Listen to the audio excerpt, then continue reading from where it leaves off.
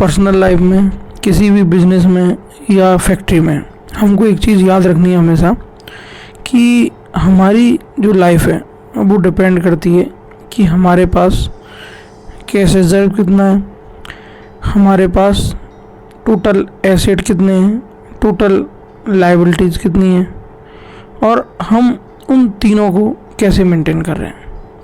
यानी कि एग्जांपल, जैसे मान लो नॉर्मल पर्सनल लाइफ है तो उसमें हमको सैलरी मिलती है, या फैक्ट्री है तो उसमें हमारा जो भी हम प्रोडक्ट बेचते हैं तो उससे जो पैसे मिलते हैं फाइनल प्रोडक्ट बेचने के बाद, जो सेल करने के बाद जो हमें पैसे मिल रहे हैं, तो वो जो टोटल अकाउंट में आ रहा है तो टोटल मनी है, यानी कैश है, रिजर्व है।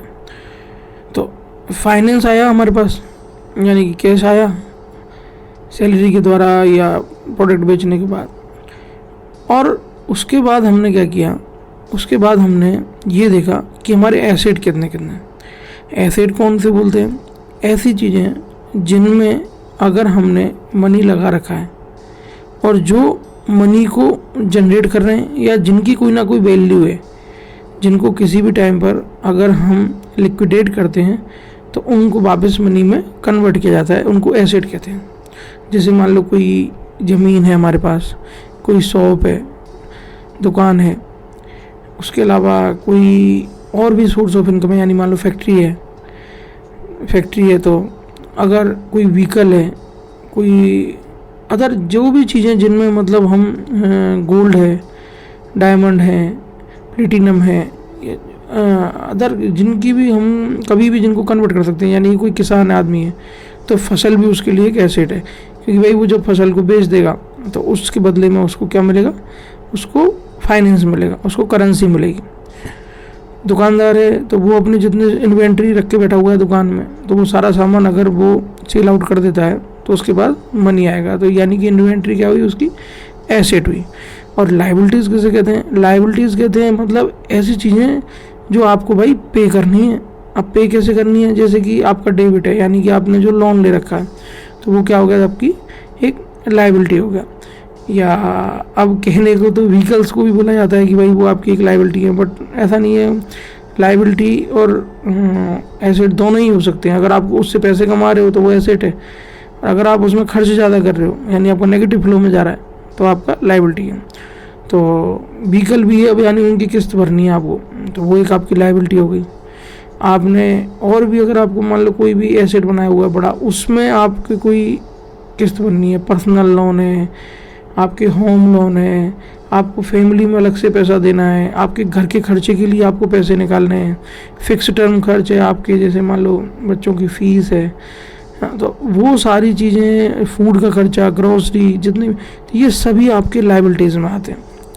तो जो हमारी लाइफ बिलोंग करती है, कहते तो हैं कि भाई हमारा जीवन जो है वो सारी दुनिया के भरोसे चल रहा है, बल्कि ऐसा नहीं है।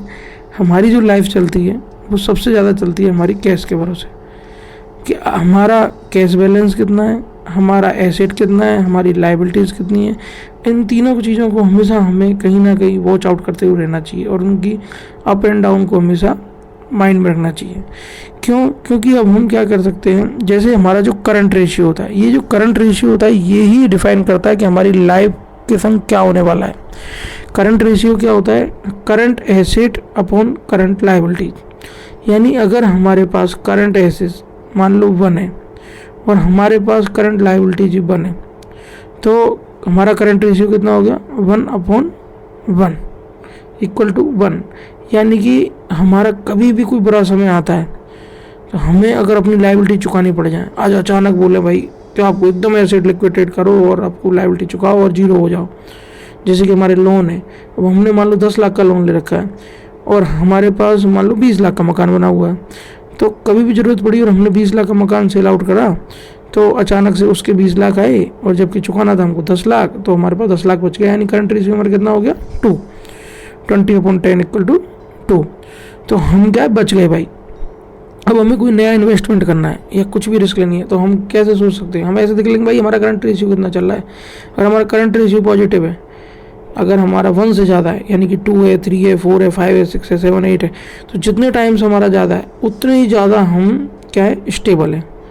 अगर कोई बुरा वक्त आएगा तो हम क्या करेंगे, तुरंत हमारी एसेट को लिक्विडेट कर देंगे। कोई प्लॉट है भाई, निकाल दिया, बदले में हमारी की लाइबिलिटीज वो कंप्लीट कर ली, कवर कर ली। तो अगर हम इसको कंट्रोल कर लेंगे तो आने वाले बुरे वक्त को हम कैसे देख लेंगे, हम फाइनेंस के द्वारा कंट्रोल कर सकते हैं। बट अगर हमारा बिल्कुल उल्टा है, करंट एसेट भी हमारा मिनिमम है, यानी कि जो हमने प्रॉपर्टियाँ खरीदी वो भी सब खतरे में है, और हमारा करंट लाइबिलिटी यानी हम पे लोन भी बहुत है, दुनिया और खर्चे बढ़ाते जा रहे हैं, तो हम क्या होते जा रहे हैं, एक तरह से करंट रेशियो हमारा नेगेटिव में जा रहा है। करंट रेशियो नेगेटिव में जा रहा है तो रिस्क क्या होगी, एकदम से अगर कुछ होता है तो हम बर्बाद भी हो सकते हैं। जैसे लाइक मान लो अचानक से क्या भाई कोरोना आया, 3 साल तक लोगों की जॉब चली गई, और उनको भाई घर खर्च भी चलाना है, और सारे रोटी पानी खाने पीने का खर्चा, ग्रोसरी, बच्चों की फीस, स्कूल, सारे खर्चे तो भाई सारे चले, कौन सा बंद हो गया। तो उस पीरियड में क्या कहानी हो रही है, बहुत से तो बिजनेसमैन बर्बाद हो गए, क्योंकि उनका क्या हुआ, उन्होंने करंट रेशियो कैसे चला रखे थे, उनके नेगेटिव फ्लो चल रहे थे। यानी एसेट उनकी मान लो 2 करोड़ है, और उनकी लाइबिलिटीज कितनी थी, मान लो 1 करोड़ 50 लाख। अब मान लो उनका जो था वो 50 लाख ही रिजर्व था कि कुछ अगर इमरजेंसी लिक्विडेट। अब कोरोना के पीरियड में क्या भाई यूँ कह रहे तू हमारा प्लॉट बेच दो, या माल मकान बेच दो, या कोई बिजनेस बेच दो, तो अभी 2 करोड़ के तो वो तो करा भाई 50 लाख ही दूंगा, मैं पैसे दे ही नहीं पा रहा। या अचानक से मान लो मोदी जी ने वो लागू कर दिया एकदम ही कि नहीं भाई आप तुरंत 2000 के नोट बंद करो, ये करो वो करो, तो उन सब में भी क्या कंडीशन हुई, यही कंडीशन हुई, प्रॉपर्टी के रेट एकदम डाउन हो गए, 10 से 20% तक डाउन हो गए। तो उनमें क्या होने वाली कहानी, तो उनमें यही तो होता है कि भाई करंट रेशियो हमारा गड़बड़ा गया एकदम। अब करंट रेशियो एकदम गड़बड़ा गया, यानी एसेट की तो वैल्यू डाउन हो गई, और लाइबिलिटीज अपनी उतनी थी जितनी थी, तो अपन का क्या हुआ, एकदम पूरा पैरामीटर हिल गए। पैरामीटर हिल गए तो हमारा क्या हुआ, पर्सनल लाइफ हिल गई। तो इसीलिए हमें क्या याद रखना है हमेशा कि अपना करंट रेशियो मिनिमम 2 या 2+ चलाना है, यानी एसेट को ज़्यादा रखना है और लाइबिलिटीज़ को मिनिमम रखना है। अब हमें अपनी लाइबिलिटीज़ न्यू जितनी भी बढ़ानी है तो वो उसी रेशियो में बढ़ानी है जिसमें एसेट मेंटेन रहे, बस।